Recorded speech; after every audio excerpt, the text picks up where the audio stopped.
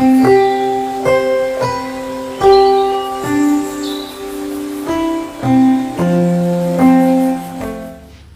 Doctor Raghu प्रकाश, मैं paediatric surgeon और paediatric urologist हूँ।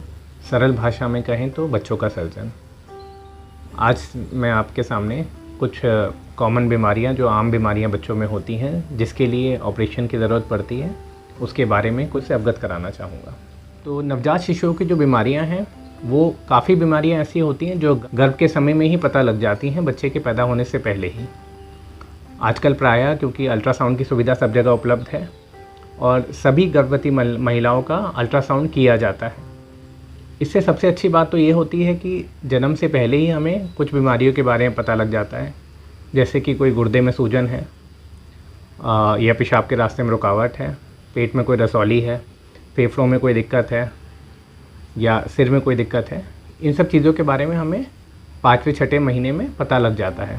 और इसमें सबसे अच्छी बात ये निकलती है कि हम समय से पहले ही माता पिता को अवगत करा सकते हैं कि बच्चे का जन्म के बाद किस प्रकार का उपचार होना है और कितना अतिशीघ्र उसको उपचार की ज़रूरत है। एक साधारण सी बीमारी मैं आपको बताऊं कि जन्म से पहले अगर 5वें महीने बच्चे का अल्ट्रासाउंड हुआ तो कभी कभी पता लगता है कि दोनों गुर्दों में सूजन है। तो एक सबसे बड़ा डर एक माँ बाप के मन में ये रहता है कि बच्चे के गुर्दे ख़राब निकलेंगे क्या, बच्चे का जीवन कैसा होगा, आगे वो जीवन जी पाएगा या नहीं जी पाएगा। तो इसमें हमें सलाह ये देनी होती है कि बच्चा जैसे ही पैदा होगा तुरंत आप एक पीडियाट्रिक सर्जन से मिलें।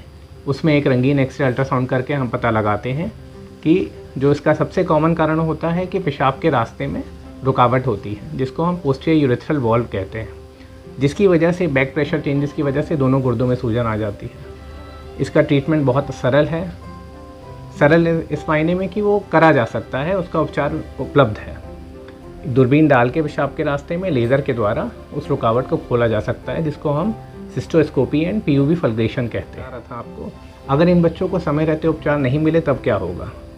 तब आगे चल के या तो गुर्दे ख़राब होना शुरू हो जाएंगे, या जब तक पता लगेगा 1-2 साल तक तो बच्चे का पता ही नहीं लग पाता कभी कभी, क्योंकि बच्चा डायपर में पेशाब कर रहा है या कपड़े पहना है, बच्चा रो रहा है। तो फिर जब जैसे ही वो 1.5-2 साल की उम्र में आएगा तब पता लगेगा कि बच्चा जब भी पेशाब करता है उसको तकलीफ़ हो रही है, वो रो रहा है, बूंद बूंद करके पेशाब कर रहा है, खुल के पेशाब नहीं कर पा रहा है, बुखार हो रहा है, बार बार पेशाब में जलन हो रही है। और तब इतनी देर हो चुकी होती है कि हम ऑपरेशन करके भी गुर्दों को पूरी तरह स्वस्थ नहीं कर सकते। तो सबसे ज़रूरी होता है, अगर किसी भी समस्या से बच्चा जूझ रहा है तो उसको नज़रअंदाज ना करें। उसके लिए एक आप कुशल विशेषज्ञ को दिखाएं। बच्चों के जो विशेषज्ञ होते हैं या तो उनको दिखाएं, या बच्चों के सर्जन को दिखाएं, या पीडियाट्रिक यूरोलॉजिस्ट को दिखाएं, जिसको भी आप चाहें। लेकिन एक सलाह लेना ज़रूरी है ताकि समय रहते हम इलाज कर सकें और उस बीमारी को पूरी तरह ठीक करा जा सके। बाकी जो नवजात शिशुओं की कुछ बीमारियां होती हैं, जैसे किसी का लैट्रिन का रास्ता बंद है, तो पैदा होते ही पता लगता है कि बच्चा लैट्रिन करने में असमर्थ है, उसका मल का जो छेद है वो बंद है या आँती पूरी तरह से नहीं बनी है, उसमें तुरंत ऑपरेशन की ज़रूरत है।